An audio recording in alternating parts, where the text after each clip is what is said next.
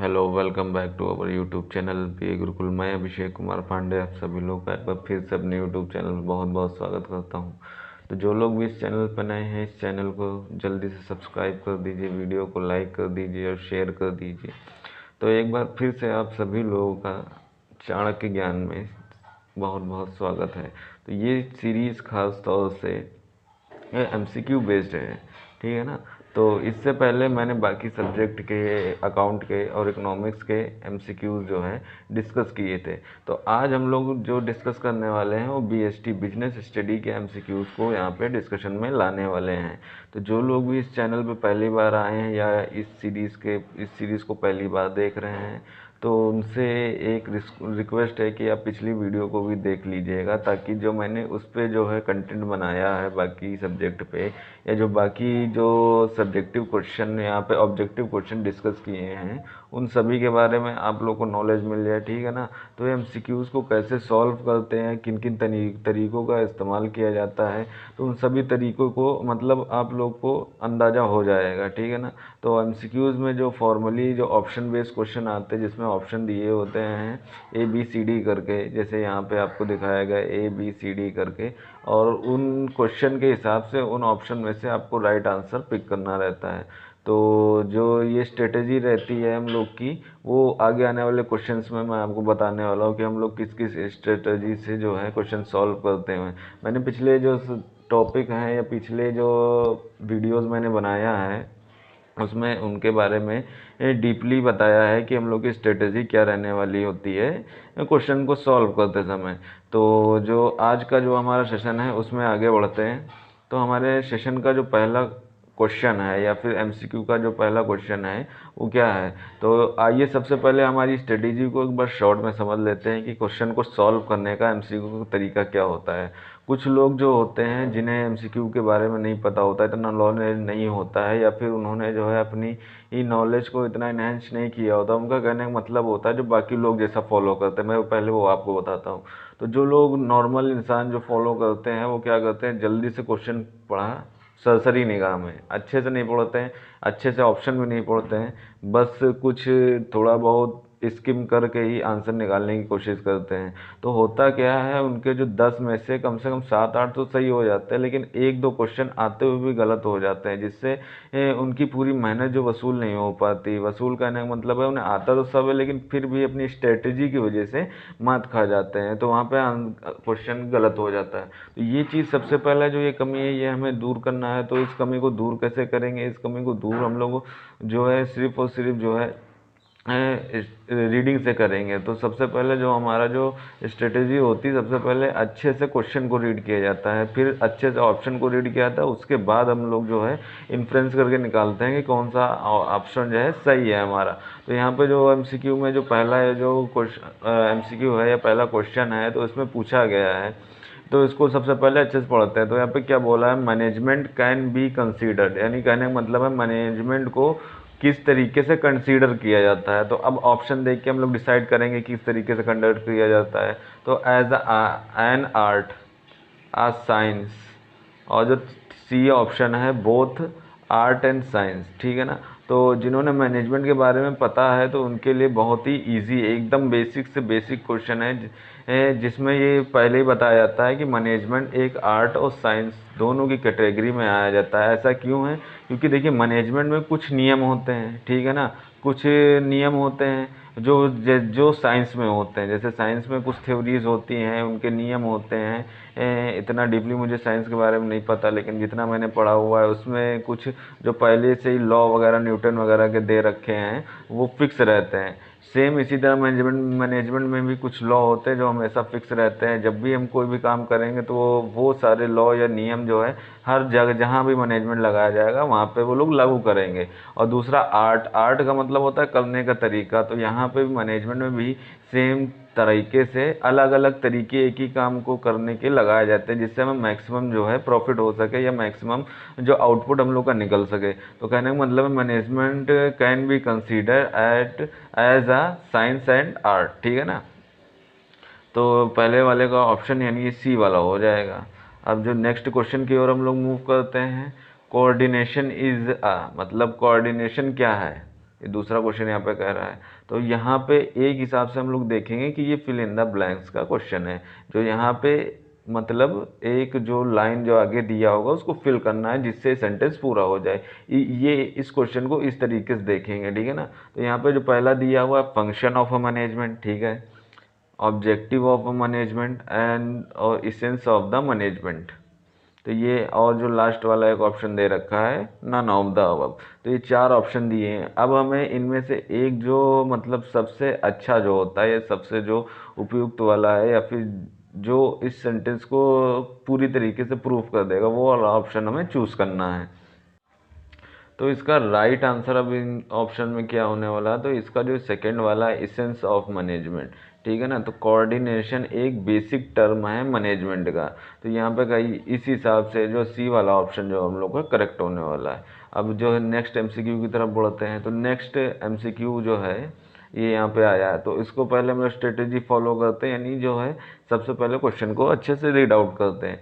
Management is said consider to be if it is, मतलब कहने का मतलब मैनेजमेंट किस तरीके से जो है इफेक्टिव हो, मतलब आगे जो लिया कंसीडर किया जा सकता है। तो ठीक है, अब इसका ऑप्शन पढ़ते हैं। तो पहला ऑप्शन ये है इफेक्टिव बस बट इनफेक्टिव, दूसरा है effective but insufficient, both insufficient and ineffective, ठीक है ना। तो इसका जो राइट आंसर रहने वाला है वो इसका जो है हम लोग का आंसर जो रहने वाला है both in effective and insufficient, ineffective, ठीक है ना, इनसफिशिएंट एंड इनफेक्टिव। ये ऑप्शन नंबर सी इसका भी जो है राइट आंसर होने वाला है। अब नेक्स्ट एमसीक्यू हम लोग डिस्कस करते हैं। तो नेक्स्ट एमसीक्यू में जो क्वेश्चन आया है वो क्या कह रहा है। तो सबसे पहले क्वेश्चन को हम लोग अच्छे से रीड करेंगे। पहला काम जो हमारा यही है, within the organisation authority responsibility and relationship give rise to. अब क्वेश्चन को अच्छे से पढ़ने के बाद अब हम लोग जो है इसके जो ऑप्शन को अच्छे से पढ़ते हैं, ठीक है ना। तो different function within the organisation, ठीक है। और जो ऑप्शन बी यहाँ पे क्या कह रहा है, different level in the organisation. और जो थर्ड ऑप्शन हम लोग को क्या कह रहा है, management as a multi dimensional activity. और ये जो चौथा वाला जो लास्ट वाला है, management as a group activity. अब हमने चारों ऑप्शंस को अच्छे से पढ़ लिया है। तो इसका जो राइट आंसर यहाँ पे निकल के आने वाला है वो एक बार सी, यानी थर्ड वाला, एक बार सी ही ऑप्शन हमारा सही हो रहा है, पता नहीं किस तरीके से, लेकिन इसका राइट आंसर जो है सी है। कॉन्फिडेंसली मतलब यही यही आंसर हम लोग का सही हो रहा है। तो जो है यहाँ पे जो इसका जो अब पूरी तरीके से ग्रैप क्या बन जाएगा, कहने का मतलब है मैनेजमेंट जो है मल्टी डायमेंशनल एक्टिविटी है। चाहे जिस भी फील्ड में हो, मैनेजमेंट हर जगह पे जो है ज़रूरी होता है। अगर कोई ऑर्गेनाइजेशन है, अथॉरिटी है यहाँ पे या फिर जो नॉर्मल चीज़ें भी हैं वहाँ पे मैनेजमेंट हर जगह पे काम आता है। तो इसका राइट आंसर इस हिसाब से क्वेश्चन नंबर जो है मतलब ऑप्शन नंबर सी होने वाला है। नेक्स्ट एमसीक्यू में हम लोग जो बढ़ेंगे, ठीक है ना। तो यहाँ पे देखिए एक फिल इन द ब्लैंक के फॉर्म में जो एमसीक्यू आया हुआ है, यहाँ पे एक ब्लैंक दिख रहा है ना। तो यहाँ पे ऑप्शंस को पढ़ के राइट यहाँ पे जो है ऑप्शन को फिल करके जो है सेंटेंस को कंप्लीट बनाना है, ये करना है। तो अब सबसे पहले पढ़ेंगे तो dash function is also known as human resource function, यानी कहने मतलब है कोई फंक्शन नीचे दिए हुए होंगे, उनको पढ़ना है, उसको आइडेंटिफाई करना है। किस रूप में आइडेंटिफाई करना है, जिसको जो है ह्यूमन रिसोर्स के फंक्शन के रूप में भी जाना जाता है, ठीक है ना। तो यहाँ पे अब ऑप्शन की बात कर लेते हैं। सबसे पहले ऑप्शंस को रीड आउट करेंगे। स्टाफिंग, एक जो पहला फंक्शन दे रखा है स्टाफिंग दे रखा है, फिर ऑर्गेनाइजिंग और फिर कंट्रोलिंग और फिर डायरेक्टिंग। तो यहाँ पे कहने का मतलब है ये बाकी जो ऑप्शन तो ठीक है, लेकिन ये जो स्टाफिंग वाला है ये जो है ह्यूमन रिसोर्स से ही हम लोग की जो है डायरेक्टली रिलेटेड होती है। यानी लोगों की नौकरी के लिए भर्ती वगैरह या फिर उनको आगे प्रमोशन के लिए जो आगे टीचिंग मतलब टीचिंग वगैरह या फिर जो उनको जो है आगे के प्रमोशन के लिए जो टेक्निकल नॉलेज दी जाती है, उन सभी चीज़ों को स्टाफिंग में जो इंक्लूड किया जाता है। और इन सभी चीज़ों को दूसरे नाम से किस नाम से जानते हैं, स्टाफिंग को ह्यूमन रिसोर्स फंक्शन के नाम से ही जानते हैं। तो ये जो स्टाफिंग है, स्टाफिंग का ही दूसरा नाम जो है ह्यूमन रिसोर्स फंक्शन है। तो ये वाइस वर्सा क्वेश्चन भी हम लोग के जो एग्जाम में आ सकता है। यस या नो के फॉर्म में। तो ये भी आप लोग को अच्छे से याद रखना है। तो कई कई बार होता क्या है, एमसीक्यू में ऐसे ही बहुत सारे क्वेश्चन जो है बनते रहते हैं, ठीक है ना। इन एमसीक्यूज के द्वारा जो है कुछ क्वेश्चन निकल के आते रहते हैं जो इंपॉर्टेंट होते हैं और जो हमें सिर्फ माइंड में फिट करना है, जो इन केस अगर क्वेश्चन में आ जाए तो आप अच्छे से टैकल कर लें, या फिर जानकारी आप इकट्ठा करते रहिए। इन सब चीज़ों को थ्योरी में लिखने के काम आता है, ठीक है। तो आई होप ये समझ में आ गया। अब नेक्स्ट क्वेश्चन की ओर बढ़ते हैं। ये सेम पैटर्न पे ही पूछा गया है, ठीक है ना। तो यहाँ पे क्या बोल रहा है, यहाँ पे फिर जो है फिल इन द ब्लैंक के फॉर्म में ही एमसीक्यू है। तो यहाँ पे क्या कह रहा है, dash is responsible for the activity of the first line managers, ठीक है ना। ऐसी कौन सी एक्टिविटी है जो फर्स्ट लाइन मैनेजर के लिए जो रिस्पॉन्सिबल होती है, कौन सा तो अब ऑप्शन पढ़ेंगे तो यहाँ पे जो लेवल्स के बारे में दे रखा है, यानी कौन सा लेवल जो होता है जो फर्स्ट लाइन एक्टिविटी के लिए रिस्पॉन्सिबल होता है। तो सबसे पहला जो ऑप्शन दे रखा है ए वाला, लो लेवल। जो सेकेंड ऑप्शन दे रखा है टॉप लेवल, और जो थर्ड ऑप्शन दे रखा है मिडिल लेवल, और जो लास्ट वाला option all of the above दे रखा है। तो इनमें ये जो सारे जो जितने भी लेवल दे रखे होते हैं, इनमें से कौन सा लेवल होता है जो फर्स्ट लाइन एक्टिविटी के लिए जो है फर्स्ट लाइन मैनेजर के लिए रिस्पॉन्सिबल होता है। तो अब हमने सारे ऑप्शन पढ़ लिए हैं, तो इसका राइट आंसर, तो इसका जो राइट आंसर होने वाला है वो मिडिल लेवल होने वाला है, ठीक है ना। तो ये मिडिल लेवल जो होता है वो रिस्पॉन्सिबल किस चीज़ की एक्टिविटी के लिए होता है, फर्स्ट लाइन एक्टिविटी के लिए। तो इसका राइट आंसर एक बार फिर से हमारा सी ही निकल के आया है, ठीक है। तो अब नेक्स्ट एमसीक्यू की तरफ बढ़ते हैं। तो यहाँ पे अब ये पैटर्न यहाँ पे थोड़ा सा बदल गया है। अब यहाँ पे क्वेश्चन के फॉर्म में जो है पूछा गया है, वन वर्ड क्वेश्चन के फॉर्म में, ठीक है ना। आपको सिर्फ वन वर्ड में जो है देख के बताना है ये। तो यहाँ पे क्वेश्चन को अच्छे से पढ़ते हैं। Which function is considered with motivating leading and motivating employees. तो मतलब ऐसी कौन सी चीज़ है जिससे जो है मोटिवेट किया जाता है एम्प्लॉयज़ को, और डायरेक्ट किया जाता है और लीड किया जाता है। तो ऐसी कौन सी एक्टिविटी है जिसके थ्रू जो है मोटिवेट और लीड एम्प्लॉय को किया जाता है, उस एक्टिविटी का आपको नाम बताना है। इतना क्वेश्चन पढ़ के मुझे इतना ही समझ में आया। अब मैं ऑप्शन पढ़ूंगा। तो ऑप्शन में क्या क्या बोल रखा है, पहला है ऑर्गेनाइजिंग, पहली एक्टिविटी का नाम ऑर्गेनाइजिंग दे रखा है। दूसरी एक्टिविटी बी में कौन सा है, दूसरा ऑप्शन कौन सा, कंट्रोलिंग। तीसरा ऑप्शन है डायरेक्टिंग, और चौथा जो ऑप्शन है स्टाफिंग। तो यानी चारों एक्टिविटी को पढ़ लिया है। अब चारों एक्टिविटी में हमारा जो राइट आंसर कौन सा रहने वाला है, अब राइट आंसर, तो अब यहाँ पे जो है डायरेक्टिंग इस क्वेश्चन का राइट आंसर रहने वाला है। तो डायरेक्टिंग ही वो ऐसी एक्टिविटी है जिसके थ्रू जो है हम अपने एम्प्लॉयज़ को मोटिवेट कर सकते हैं, उन्हें बता सकते हैं उनकी कमियां क्या है, उन कमियों को दूर करके ही जो है जो ऑर्गेनाइजेशन है वो हमारा जो है ग्रो कर सकता है। तो यहाँ पे डायरेक्टिंग है जिसके थ्रू जो हम लोगों को मोटिवेट कर सकते हैं, उनको लीड कर सकते हैं, उनसे रिलेटेड सारे कंसर्न को हम डिस्कस कर सकते हैं, ठीक है ना। तो डायरेक्टिंग यहाँ पे इसका जो सातवें वाले क्वेश्चन के अकॉर्डिंग राइट आंसर होने वाला है। अब जो नेक्स्ट एमसीक्यू है उसको हम लोग डिस्कस करते हैं। तो यहाँ पे ए नंबर का जो क्वेश्चन है वो क्या है, तो ये भी फिल इन द ब्लैंक के ही फॉर्म में है। यहाँ पे लिखा हुआ है dash is responsible for welfare and survival of the organisation, statement true और फॉल्स। यहाँ पे ये जो है, ये जो आगे जो लिखा हुआ इसका जो है इससे रिलेटेड जो है यहाँ पे नहीं है, ये थोड़ा सा मिसप्रिंट फॉर्म में आ गया है या फिर आगे का आ चुका है, तो इसके लिए माफ़ी चाहेंगे हम लोग। तो ये क्वेश्चन यहीं तक है। तो dash is responsible for the welfare and survival of the organisation, मतलब कौन सा ऐसा जो है लेवल है या फिर जो कुछ भी है वो रिस्पॉन्सिबल है वेलफेयर और सर्वाइवल के लिए, ठीक है ना। बिजनेस के वेलफेयर और सर्वाइवल या फिर ऑर्गेनाइजेशन के लिए रिस्पॉन्सिबल है। तो अब इसके ऑप्शंस हम लोग अच्छे से पढ़ेंगे। तो पहला जो ऑप्शन है टॉप लेवल, दूसरा जो ऑप्शन है मिडिल लेवल, और तीसरा जो ऑप्शन है हम लोग का लो लेवल है, और जो लास्ट वाला जो ऑप्शन है नन ऑफ द अबव, ठीक है ना। तो इसका जो राइट आंसर रहने वाला है वो टॉप लेवल होता है। जो हम लोग का मैनेजमेंट का जो टॉप लेवल होता है वो रिस्पॉन्सिबल होता है वेलफेयर और जो ऑर्गेनाइजेशंस के लिए। अब यहाँ पे जो सबसे पहले, अब इस क्वेश्चन के अलावा जो हम लोग बात कर लेते हैं कि ये जो सारी चीज़ें हैं वो निकल के कहाँ से आती हैं, मतलब एमसीक्यू कहाँ से हम लोग ऐसे कितने याद रखेंगे। तो याद करने का देखिए लेवल ये मतलब लॉजिक ये यही है कि आप जब भी मैनेजमेंट के बारे में पढ़ें तो एक एक चीज़ को अच्छे से याद करें, रटे नहीं। रटेंगे तो एमसीक्यू में हमेशा कंफ्यूज हो जाएंगे। आप मैनेजमेंट के बारे में सब कुछ अच्छे से पढ़ें, डीप में पढ़ें, क्योंकि जब नॉर्मल एमसीक्यू आएंगे तो हर इंसान कर लेगा, लेकिन अगर डीप में पूछता है तो आपको डेफिनेटली कन्फ्यूज़न होने वाला है। तो उस कन्फ्यूज़न से बचने के लिए आज से ही, अभी से ही अगर आप ऐसा कर रहे थे, डीप में चीज़ें पढ़ रहे थे और याद रखे रहे थे, तब तो वेल एंड गुड है।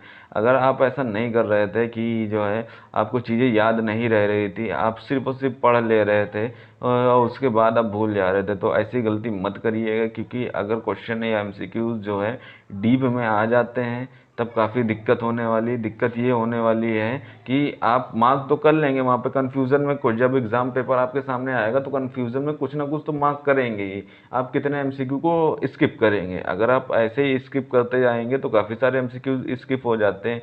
क्योंकि नॉर्मली देखा गया, जब भी बच्चा जो है स्टूडेंट, कोई भी स्टूडेंट हो, बच्चा नहीं सिर्फ कोई भी स्टूडेंट हो, चाहे वो बड़ा हो, चाहे मैं हूँ, चाहे बाकी टीचर्स का भी अगर जो है क्वेश्चन वगैरह सॉल्व करने के लिए दिए जाएंगे, तो अगर 2-4 वो एमसीक्यू या क्वेश्चन वो स्किप कर देगा तो उस पर मेंटली प्रेशर बन ही जाता है कि मैंने पीछे 4-5 क्वेश्चन को स्किप कर रखा है, अब जो अगला वाला आएगा वो डेफिनेटली करना ही करना है। अब जब अगला वाला जब क्वेश्चन आएगा तो हो सकता है वो उसका जो आपके कन्फ्यूज़न में हो, और कन्फ्यूज़न में होने का मतलब यही है कि जो है आपके जो चांसेस हैं वो काफ़ी कम हो जाते हैं सही करने के, क्योंकि आप ऑलरेडी जो है प्रेशर में होते हैं। तब जो स्टूडेंट करता क्या है, वो कन्फ्यूज़न में जल्दी जल्दी में आंसर मार्क कर देता है, और जब जल्दी जल्दी में आंसर मार्क कर देता है तो काफ़ी यहाँ पे जो है पॉसिबिलिटी रहती है कि आपका आंसर गलत हो जाए, क्योंकि आप ऑलरेडी प्रेशर में होते हो। तो इस जो सिचुएशन है, इससे बचने के लिए सिर्फ और सिर्फ एक ही उपाय है कि आप जो भी चीज़ें पढ़ें डीप में पढ़ें और याद रखने की कोशिश करें। अगर आप उन चीज़ों को याद रखते हो